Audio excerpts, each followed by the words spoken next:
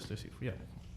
And I noticed that your budget grew from about $1 million to $12 million over a one-year period. Can you explain how that happened? If my budget grew that much, I wouldn't be living in a one-bedroom apartment. But the Sorry, organization I work organization. for, that is correct. The organization I work for, I'm not really, don't have specifics on the budget, but sounds about right.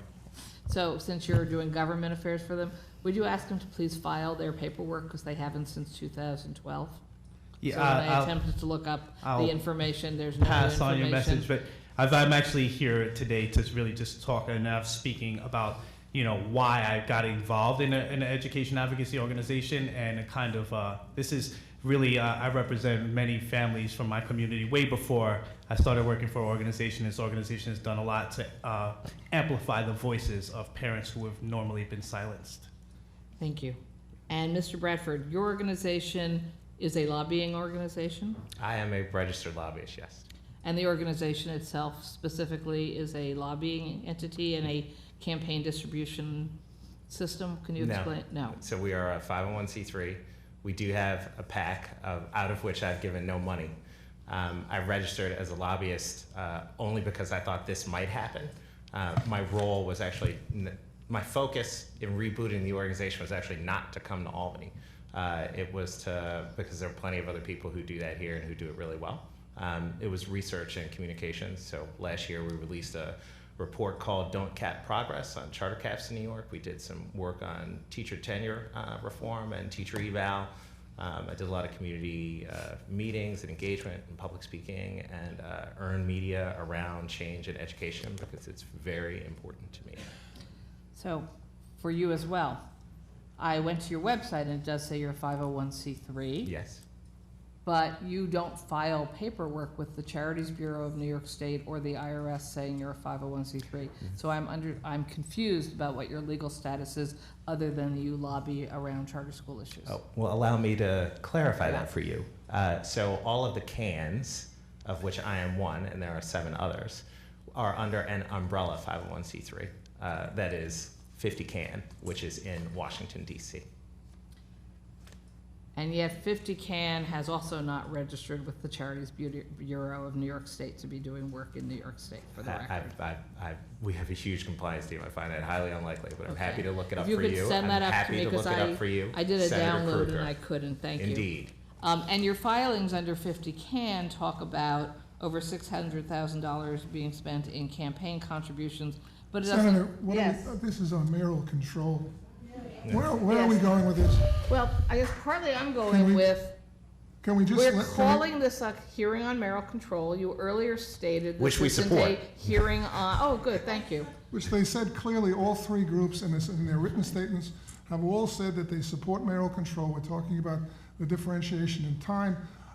If you want to go after each individual group yourself, if you feel they've done something illegal, excuse me, if you think they've done something illegal or improper, there are ways to deal with that, and perhaps you should do that. But this isn't the forum. Well, actually, I think what's improper is this was an invitation-only hearing where specific lobbying organizations were invited to be representatives, organizations who actually This is not atypical of many other hearings that have been held by the Democrats when they were in charge and the Republicans when we were in charge. I just wanted to clarify who was invited to testify. We invited a whole range of individuals, and to end of what you said before, we received no complaints. Anyone who said they wanted to testify as an individual, well, send us something in writing. We haven't received that. If they wanted to put it, we put it part of the record. There is a downstate hearing on the 19th where other groups will be invited and have been invited and will be speaking. We've invited the mayor to come back. We're waiting for his commendation. Chancellor Farina said she would attend. Can we just get on to the mayoral control aspect of it? And if you want to go after these individual groups, that's your prerogative. No, I just wanted to highlight who was invited to testify to this hearing. Can we get back onto mayoral control? All 3 of you, please answer the question. Do you support continuation of mayoral control for New York City? They've all said that. It was asked and answered I'm in their asking statements. them. I'm just double checking. With caveats, as I've stated, but yes. Yeah, as I've said, I think mayoral control with an oversight process that has explicit performance metrics that are agreed upon at the outset, probably with increments of 1, 3, and 5 years, which demonstrate that the person who has control has earned the right to preserve the opportunity to be in control. I voted for the Mayor de Blasio. I voted for mayoral control. I also chose to put my children in the schools that best suit them. So I am in favor of all three. Thank you. Thank you, Mr. Chair. Thank you. Gentlemen, thank you for your time. Thank you very much. Pleasure as always, Senator. Thank you. Mr. Joe Luft.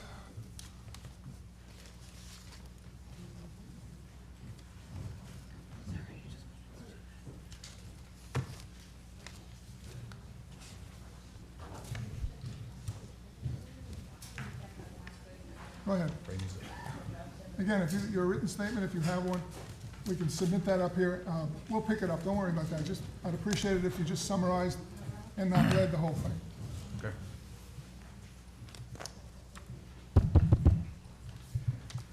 Good afternoon. My name is Joseph Luft. I'm the Executive Director of International's Network for Public Schools. We're a nonprofit based in New York City. I would like to thank you all for holding this hearing today on the extension of mayoral control. I am here to speak in support of a multi-year extension on mayoral control. Having served as a New York City teacher and principal for 15 years, in addition to working with nonprofit organizations, I can personally attest to the benefits of the increased accountability and coordination that come with mayoral control. International's Network, my organization, is the sole school and professional development organization devoted exclusively to working with adolescent immigrant English language learners who are new arrivals to the country. The 15 international high schools in New York City have demonstrated outstanding levels of success in graduating immigrant youth prepared for college and careers. International's Network works to open and support small high schools that serve recently arrived immigrants. And this work was made possible through successful partnerships with New York City Department of Ed, with strong support from the mayor. Our organization is now one of several nonprofits that have a track record of partnership with the Department of Education to provide support to schools through a structure which is now called the Affinity Group structure. These support organizations have successfully developed a wide variety of school models that serve students who have historically had limited access to higher quality, rigorous, and supportive educational options in New York City. These groups have benefited the system more broadly by bringing the innovations into the system that they've created. As a result, thousands of students and families across the city have realized their dreams and gone on to success in college and in the workforce. Our organization and others have had a significant and lasting impact on the school system as a whole by injecting these new ideas and models for underserved students. Under mayoral control, schools in New York City have increased graduation attendance rates. Students are safer at school. The 15 schools with International's Network in New York City serve over 5,000 English language learners and provide a highly successful model with proven effectiveness. Evidence backs this up. The average graduation rate for our New York City schools in 2014-15 was 71% compared to a graduation rate of 34% for ELL statewide. Average attendance rate across our schools during the same period was 89%. 96% of the students in our schools have reported feeling safe in their classrooms. I urge the Senate to consider the positive effects of a multi-year extension of mayoral control. In the end, mayoral control ensures there is direct accountability for the success of New York City's public schools. The support from the highest levels of city leadership is essential to supporting ambitious and sustainable change over time. As a representative of International's Network and as a parent of 2 New York City public school children, I hope you will extend mayoral control to make sure that our organization and other nonprofit partners can continue to play an essential role in supporting schools that serve so many of the underserved youth in New York City. I thank you for the opportunity to testify today and for holding this hearing. Thank you for being here. I appreciate your testimony, and one of our staff will take the forms from you sooner or later. No questions. Thank you. Liz? Okay. Can you just repeat for me, you have how many schools in New York City? 15. 15. Yes. So that's much larger than I thought. I know of the school in my district off Union Square on Irving Place. Yes. Do you have others in Manhattan? Manhattan International High School in the Julia Richmond complex. It's one of our oldest schools. Yes. Oh, okay. Yeah. And being defined, that is also in my district, yes. It's a very good school. They're defined as members of your consortium, but they're also defined as just public high schools? They're all. What's the relationship? So they're all traditional public schools or district schools. Our role is we're a nonprofit organization. We provide support to those schools through some leadership development training, coaching for principals, professional development and instructional coaching and some curricular resources for those schools as well. I was also the founding, full disclosure, I was the founding principal of one of the schools out in Flushing in Queens. So you have been expanding the model. Yes, we have schools outside of New York City as well, but most of our schools are here. Thank you very much. You're welcome. Hey, Okay, thank you. I'm going to probably butcher this last name, but Georgia M. Asciuto? Okay, correct me if I'm wrong, please.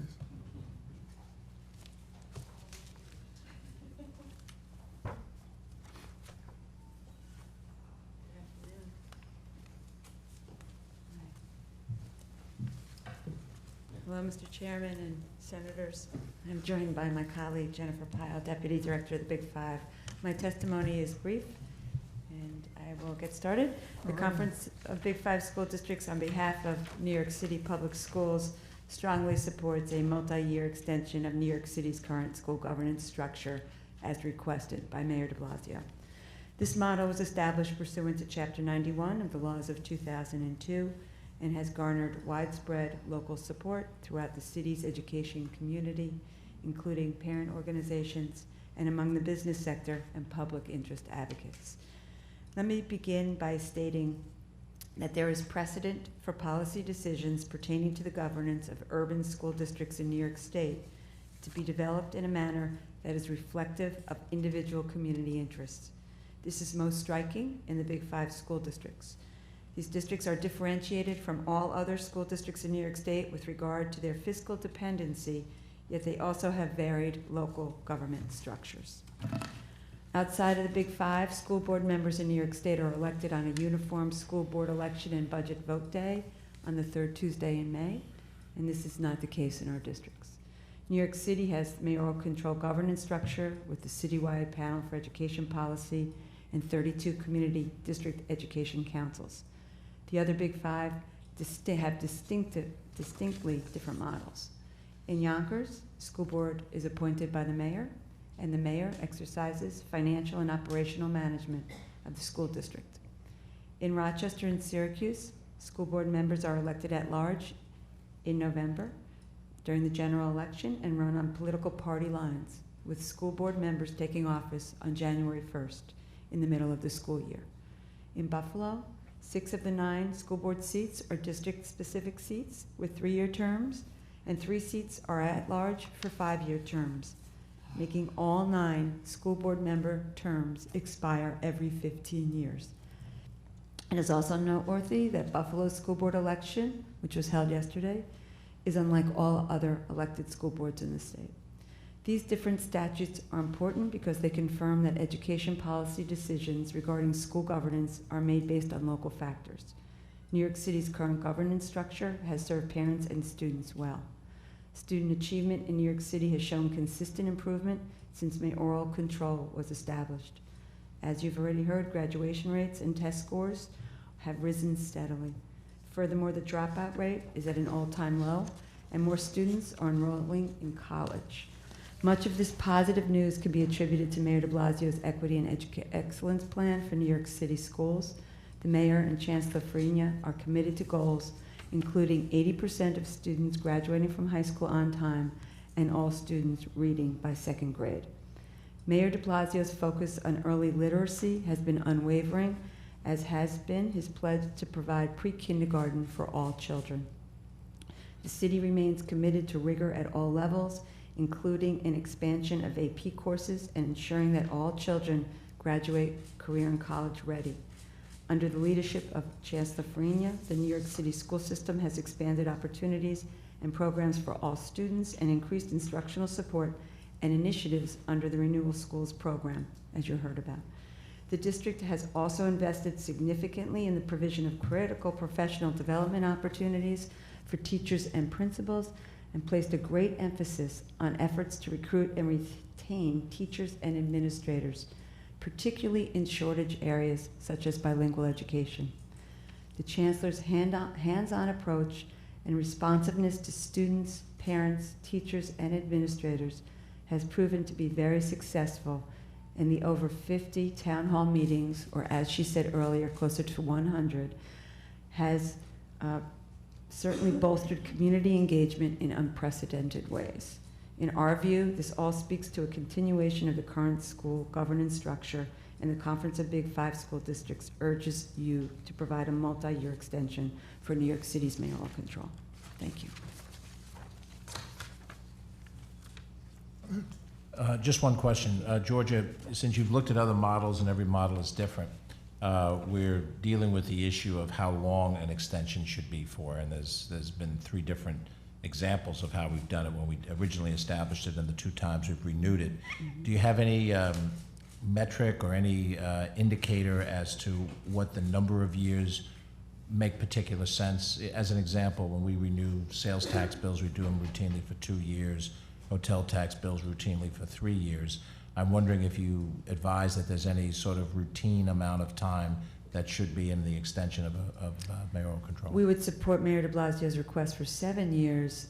We don't have an expiration in our other models, in our other school districts. So I don't know if that's helpful or not, but I mean, certainly a short term just raises to the concerns of inconsistency and is not good for the system, for teachers and parents and students. So I think certainly a longer term than 1 year or 2 years or 3 years would be helpful.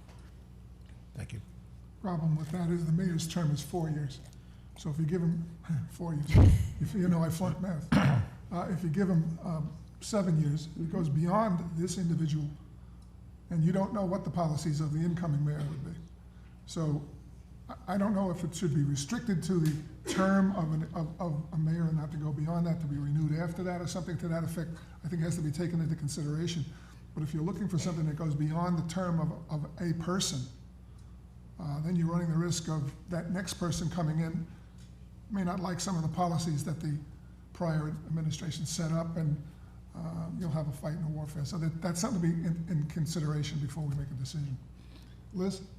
No, I don't. Thank you very much for your testimony. Thank you, ladies. Appreciate it. Thank you. Is Robert Lowry here?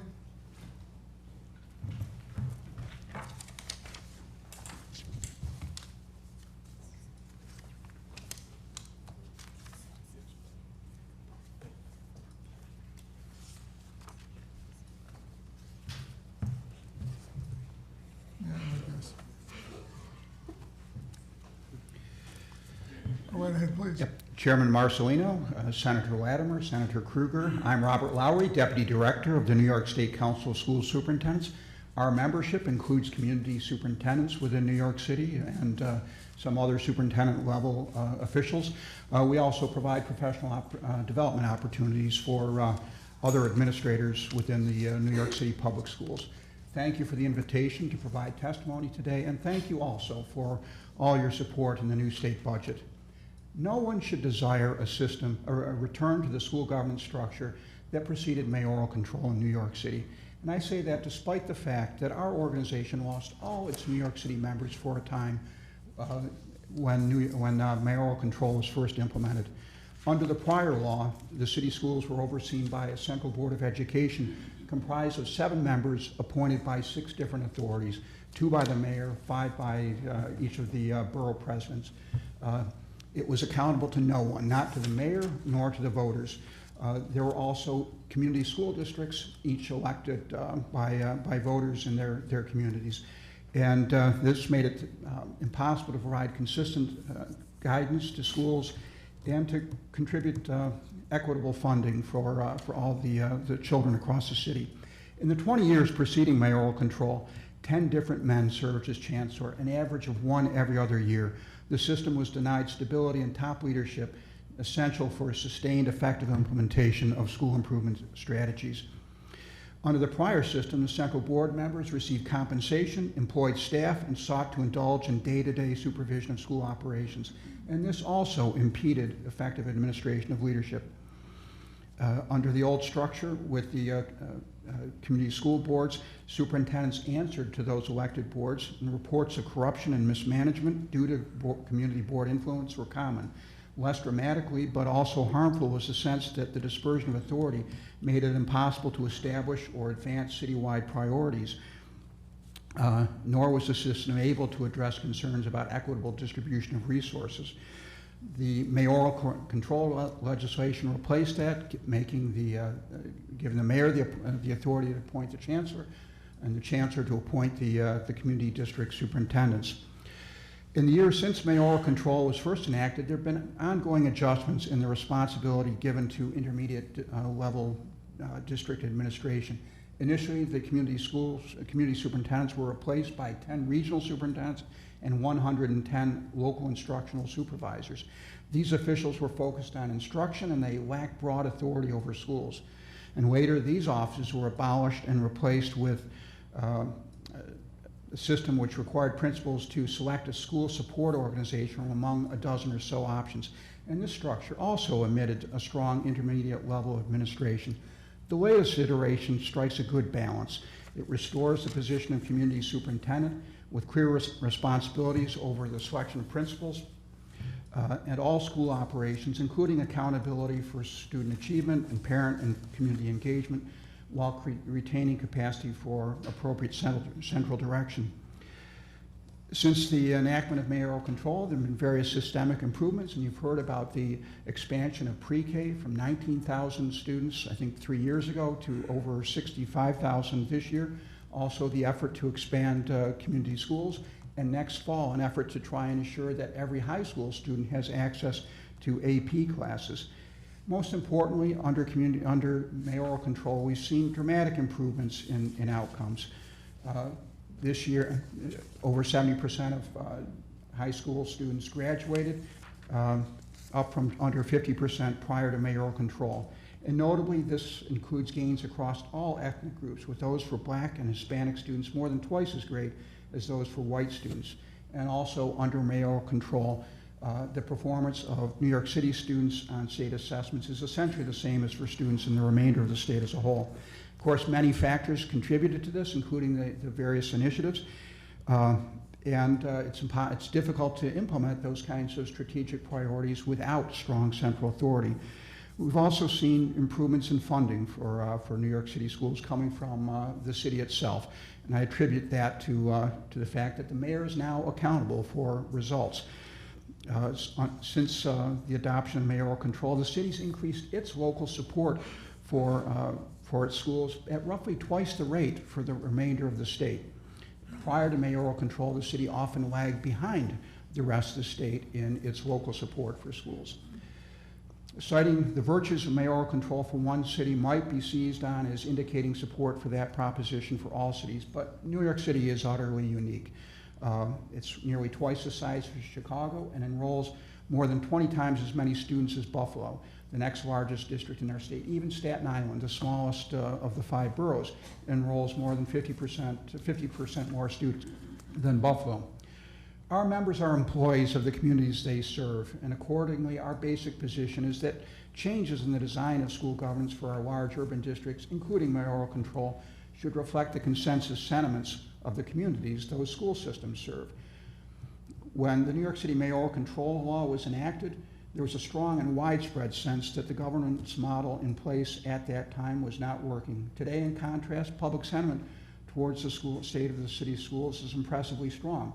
Every year, the city has been doing surveys of parents and teachers of their satisfaction with the schools, and those results are impressively high, in the vicinity of 95% of parents saying that they are satisfied with the education their children are receiving. Accordingly, for all of these foregoing reasons, we strongly urge extension of mayoral control for the New York City schools. Would that include a term that would exceed the term of the elected mayor? We would support the mayor's request for a 7-year extension.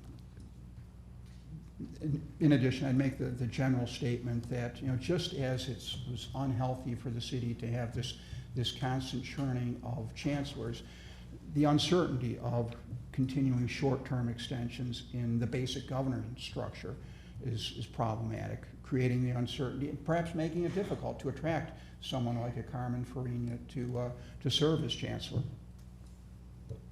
Thank you. That answered the one question I had, Bob. Thank you. Maybe just if I might, sir. Go ahead. Thank you. It's an addendum to Senator Marcelino's question.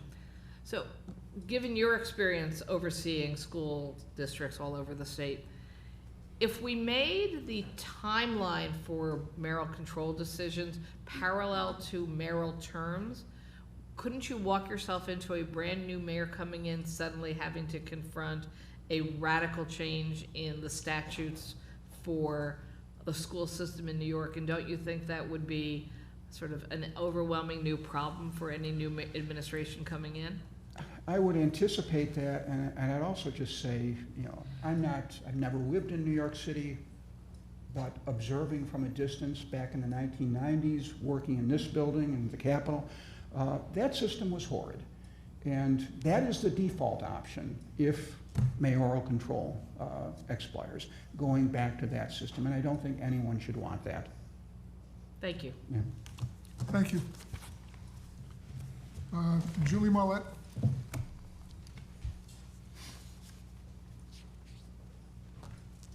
Ms. Marlette is the Director of Governmental Relations, New York State School Boards Association. Good afternoon. Good Chairman afternoon. Marcelino, thank you so much for inviting me, and Senators Krueger and Latimer, thanks so much for staying to hear from me. However, in the interest of time and knowing that you all want to get off to session, I believe you said started at 3, I want to just honor your request, and I'm not going to read my statement, which I believe Bless you have you. in front of you, but instead just make a few brief points and try and preemptively answer the questions that I think we've heard most commonly today, which is to say, first and foremost, that the New York State School Boards Association does in fact represent, as well as over 600 other districts, the city school district of the city of New York. And on behalf of our membership, we are supporting the mayor's request for a 7-year extension to mayoral control. I know that the question has come up repeatedly today whether or not such an extension makes sense, as it might exceed the term of the sitting mayor.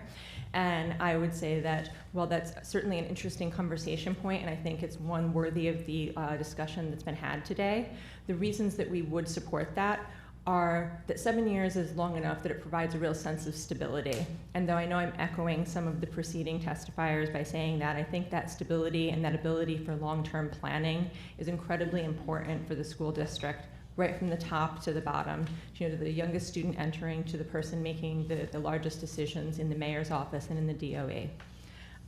Second, I think that, you know, if there's any comfort to be brought by looking at history, there's certainly a precedent for that kind of change, because I believe if we look back to the 2009 reauthorization, I believe we found ourselves in an election year where we didn't know who would be leading the city in the next year, but at the same time, we're faced with having to make a decision about whether or not to reauthorize mayoral control.